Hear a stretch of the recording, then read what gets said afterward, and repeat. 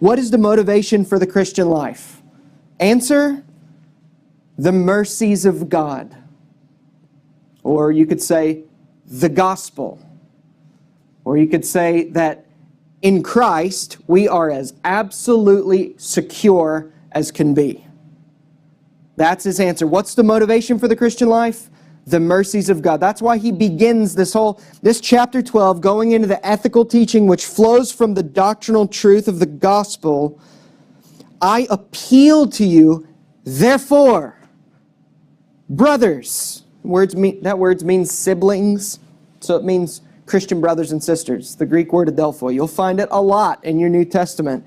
It doesn't just mean males, but he's saying basically siblings. I appeal to you, therefore, brothers, by the mercies of God. The NIV translates it, in view of God's mercy. That's helpful. Sometimes different translations are more helpful at shedding light on what the Greek is getting at. But what he's about to urge them to do things, but he begins, before he urges them, he's saying, in view of God's mercy, by the mercies of God, according to everything I've laid out in chapters 1 through 11. And if you read the end of 11, he says, mercy, mercy, mercy, mercy. In chapter 9, he says, God will have mercy on whom he has mercy. Meaning salvation is all of grace. It's all the mercy of God. Mercy is not deserved by definition. It's not getting the bad that you do deserve. So he appeals to them before he tells them to do anything. He's saying, thinking about if this is true, because the gospel is so good and it's all of grace, do this. But you can't skip that he says, by the mercies of God.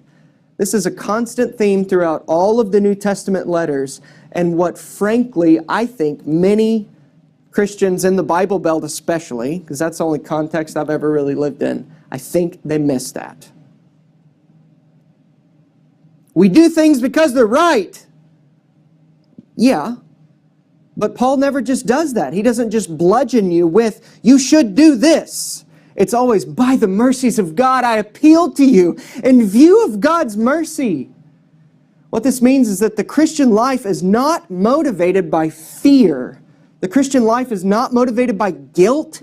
It's not motivated by, you ought to. That's not the motivation. Those things are true, that we ought to do things. But the motivation is not, God's going to get me if I don't. Paul doesn't draw them to that. He says, by the mercies of God. Friends, this means good news comes before good commands.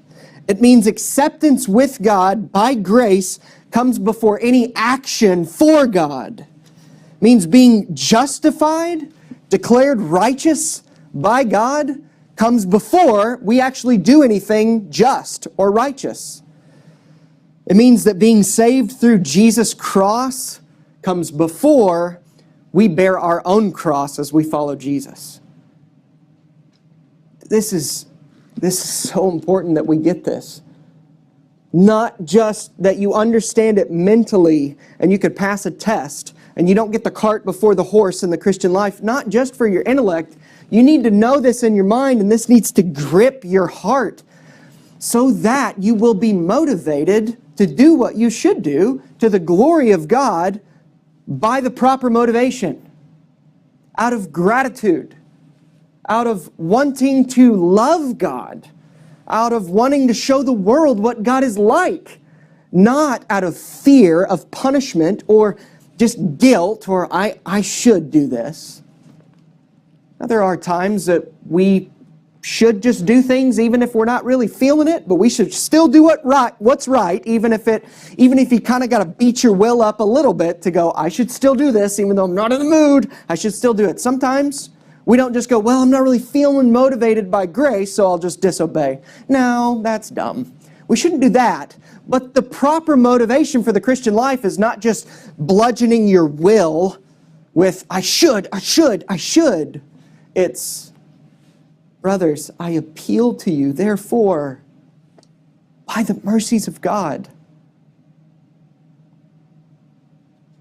So what motivates you to follow Jesus? What motivates you to follow Him in obedience to His commands and in living holy as God is holy? Or ask it another way. What motivates you to say no to sin and yes to Jesus?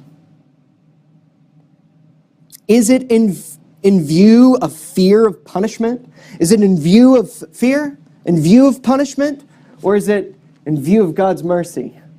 Because God's been so incredibly merciful to me and has promised to continue to be merciful to me for all eternity because of what Jesus has done for me. I want to say no to sin. I want to say yes to Jesus. Though it's hard and though it's a battle, though it's a fight, though I have to keep persevering, it's a joyful battle, a joyful fight to keep trying to put my sin to death and follow Jesus. Is it in view of fear or is it in view of God's mercy? Is it by fear of condemnation or by the mercies of God?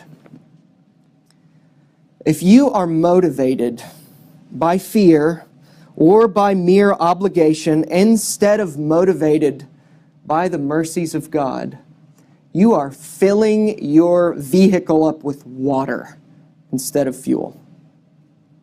You can sit in the driver's seat all day. You can turn the key on. You can activate the wipers. You can turn your blinkers on. You're not going anywhere.